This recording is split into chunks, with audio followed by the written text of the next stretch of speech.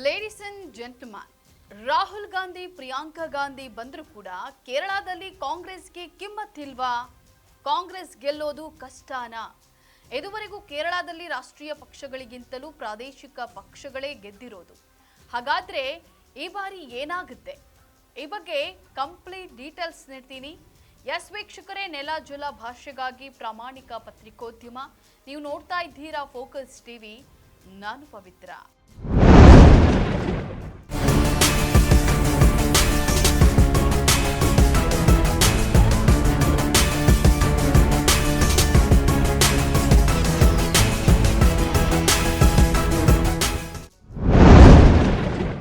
ವೀಕ್ಷಕರೇ, ಕೇರಳದಲ್ಲಿ ಗೆಲ್ಲೋದು ಕಷ್ಟನಾ?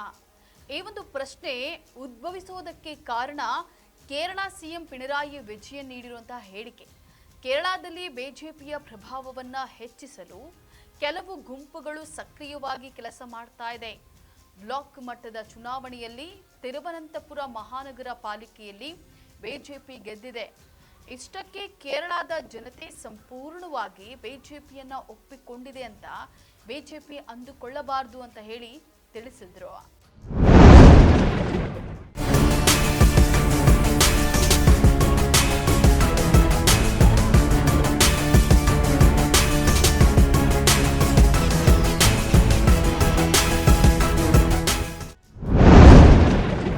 ಬಿಜೆಪಿಗೆ ಟಕ್ಕರ್ ಕೊಡುವಂತಹ ಜೊತೆಗೆ ಕಾಂಗ್ರೆಸ್ಗೂ ಮಾತಿನ ಚಾಟಿಯನ್ನ ಬೀಸಿದ್ರು.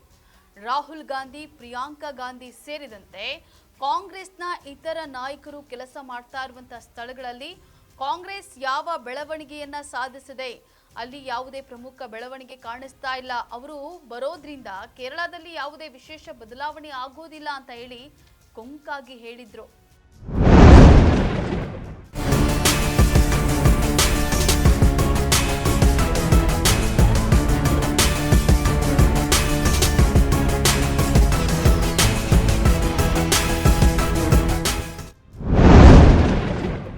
ಈ ಹಿಂದೆ ಬಿಜೆಪಿ ಮತ್ತು ಸಂಘ ಪರಿವಾರವನ್ನ ಸೋಲಿಸೋಕೆ ಕಾಂಗ್ರೆಸ್ ಮತ್ತು ಸಿಪಿಐಎಂ ಇಂಡಿಯಾ ಒಕ್ಕೂಟದಲ್ಲಿತ್ತು.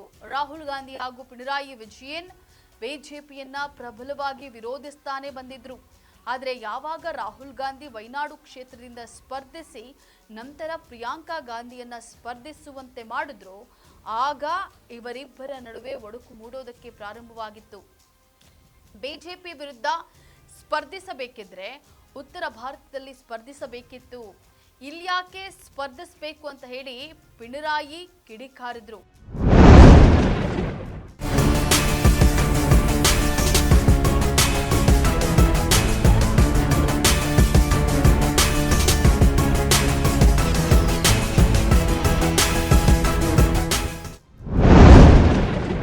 ಈಗ ಕೇರಳದಲ್ಲಿ ಬಿಜೆಪಿ ಪ್ರಭಾವ ಹೆಚ್ಚಾಗ್ತಾ ಇದೆ. ಈ ಸಂದರ್ಭದಲ್ಲಿ ಅಲ್ಪಸಂಖ್ಯಾತ ಮತಗಳನ್ನು ಸೆಳೆಯೋಕೆ ಕಾಂಗ್ರೆಸ್ ಮತ್ತು ಎಡಪಕ್ಷಗಳ ನಡುವೆ ದೊಡ್ಡ ಪೈಪೋಟಿ ಏರ್ಪಟ್ಟಿದೆ. ಒಬ್ಬರಿಗಿಂತ ಒಬ್ಬರು ತಾವೇ ನಿಜವಾದ ಬಿಜೆಪಿ ವಿರೋಧಿಗಳು ಅಂತ ತೋರಿಸಿಕೊಳ್ಳುವಂತಹ ಭರದಲ್ಲಿ ಅವರವರ ಸಂಬಂಧವೇ ಹಳಸಿದೆ.